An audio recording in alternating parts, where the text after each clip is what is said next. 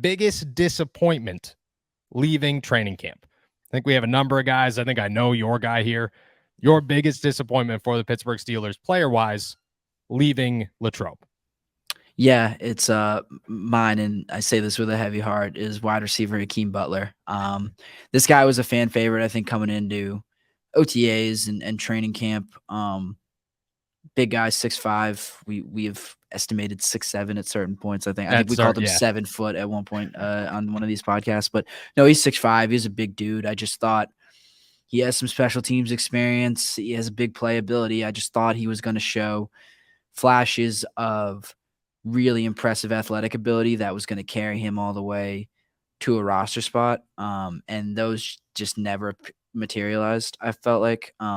In addition to some really frequent and really bad drops. Like it wasn't just it wasn't just like he was getting covered and getting balls deflected off of him. He would be wide open and he was just letting balls go right through his hands.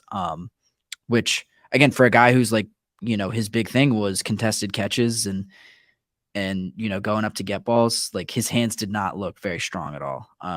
So that was disappointing from an offensive standpoint. And then yeah, it's just he was not. We heard a little bit about his potential on special teams, but that I don't think ever materialized either. And then he just wasn't. When he did have opportunities to use his strength, it just didn't show up in the way that you would really hope it would. And just physically, he wasn't imposing enough to give him an edge at all, and just to account for it. Like none of his great plays, which we saw a few of them. Like there was one day where I think he had 2 contested catches for what would have been touchdowns if they were live games. And then we just saw like nothing else, and it's the highs were not enough to overcome the many, many lows. Yeah, I agree. I think that Hakeem Butler's a guy that it would go 1 really good day, 3 really bad days. And even it got to a point where today, he finished it off. We're going through practice, and it's just like, oh, Hakeem Butler catch, Hakeem Butler catch, Hakeem Butler catch. Oh, Hakeem's looking good. Like we're looking at each other like, oh, okay, here it is. Mm-hmm. And then I walk away to go take a phone call. I come back. You're like, yeah, Hakeem's had 2 drops since you left. And I'm like, there it is. Classic Hakeem Butler. And I think that, he's a guy that with his size, and I think that alone, if you could keep him on your practice squad, you do. And there's no questions about that. But he's not a roster guy, and he's not even close. Like he's not like, it's not like it's like, oh, there's competition. Oh, he's got an opportunity these last 2 games. It's like, I've already kind of chalked him up as a dub.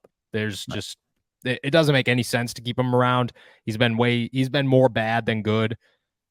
Stinks, thought he had some upside, but I also think that there have been times where I'm looking at this guy just going, there's like, you could kind of clearly see the reason why you haven't made an NFL roster. And it's just because you're inconsistent, and that hurts him. But at the same time, I do. Like, I think if you could, even if it, maybe not Des Fitzpatrick, I'm keeping Des Fitzpatrick, but if it comes down to like other guys outside of Cody White that you could find a spot on your practice squad, Hakeem Butler is one of them. If you got to keep 3 wide receivers on that 16-man practice squad, I'm keeping Hakeem Butler, and I'm feeling good about that. Just stick him right on the jugs machine for every practice. Hours. And just let him, just let him cook. But yeah, no, I would love to see him stick around the practice squad. I'm going to hold on to his potential for a lot longer than I maybe should. But this, like you said, this is almost set in stone now. He's not making the roster. It's really practice squad or bust for this guy right now. Yeah, I agree. My guy is, I don't want to say super disappointing. I don't want to say that, he let me down at a point where I'm over him or he's not going to make the roster. I think he's going to be just fine, but I think he needs more development than we anticipated coming in here. And that guy is Joey Porter Jr. to me.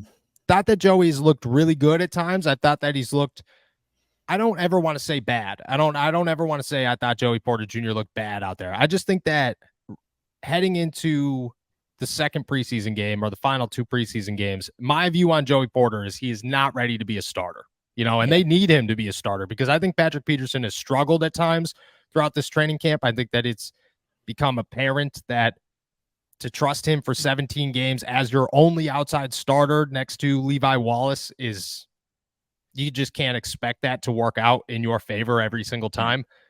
James Pierre and Luke Barku have been hands down the 2 most I guess you could say, disappointing players on this defense. I just think they've just been the worst players on the defense, if we're just going to sum it up as a whole. But overall, I'd say Joey Porter Jr.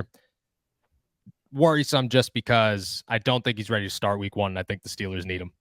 Yeah. Look who it is. I haven't interrupted your podcast yet, so I had to just come do that at least. Who's your biggest disappointment leaving camp? I mean, biggest disappointment leaving camp. Man, that's like on the team or like on the team. No, in the media. That's either or. I think it's got to be Monty Potaboom, right? Like, I was actually thought like he could maybe like do something. Like, wow. I don't know. He looked like he could be a fullback, and he quit before he even put pads on. I think that's got to be my biggest disappointment at training camp. Like that. Just think about that guy though, and like his look. He's from Iowa. He's got the big blonde hair and the mullet. Like, if he came out here with pads on and hit somebody hard one time, we would have talked about him for 2 weeks. Like, he would have been, forget Kendrick. Kendrick Green would have never been a thing if Monty Potaboom had done like one single thing in his training camp, and he didn't. So that's my biggest disappointment. That's a great one. Thank you. That's a very good one. Alan Saunders, ladies and gentlemen. Alan Saunders, Pittsburgh Sports Now. Afternoon drive.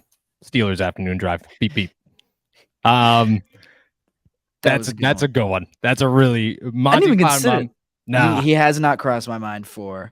I mean, the Steelers did send out a tweet today with a picture of like Cole Holcomb's mullet, and they were like, the mullet, baby. And I was like, that's stolen valor, man. That is Monty Potaboom's mullet. Dude, did you see the day that he retired? They tweeted out an hour later, an hour after the announcement, they tweeted out a picture of Cole Holcomb and said, and captioned it, the mullet man. Yeah. Twisting the knife. The knife. It's not pretty. No doubt. But yeah, I think Potaboom's a great one, but I think still Joey Porter Jr., again, just for, like I said, don't think he's ready to start week 1. I think he's ready to contribute, but how much I'm not totally sure yet. And I think that's concerning. Yeah. And I think we came into this with, maybe it's sort of our own fault, but like, I think the Steelers had just as high of expectations for him as the rest of us did. And he did not even really come close to living up to those. And like you said, I think you're spot on. The Steelers will need him. I thought he was going to be a starter right away, and I thought he was going to show us that immediately. Turns out he's a little more raw than we all thought. Like you said, we're not writing him off by any means, but this is going to be more of a work in progress than I think everyone thought. Yeah. Just a slower development, like it's like Broderick Jones, like just, he's a guy that you could see in his play. Like, okay, yeah, he's going to be everything you wanted him to be. It's just going to take a little bit more time than maybe we anticipated or that we hoped for, Steelers fans hoped for coming into this thing. But that's just part of rookie life. You know what I mean? You draft these guys for what they're going to be, not what they are right now. And Joey Porter Jr. is just a guy that he's about ready, but he's not there yet. And you just really hope that Patrick Peterson is a guy that can take over. And I mean, I said it on my to-go today. I'm very nervous that he's not going to be able to handle every down from the outside in man-to-man coverage at all times.